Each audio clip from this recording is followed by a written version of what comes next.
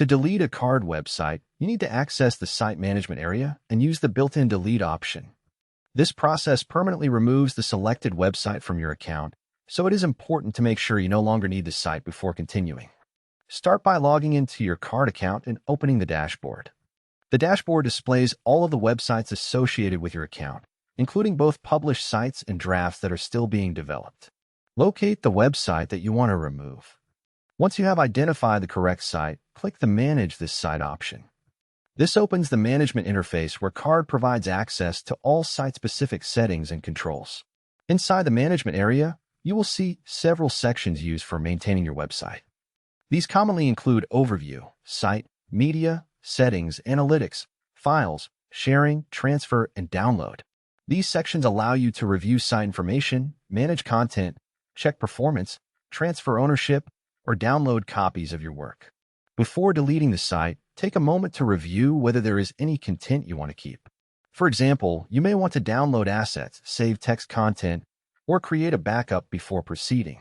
Since deletion is permanent, anything not saved beforehand may be difficult or impossible to recover later. Once you are ready, scroll all the way to the bottom of the management page. Near the lower section, you will find the Delete area.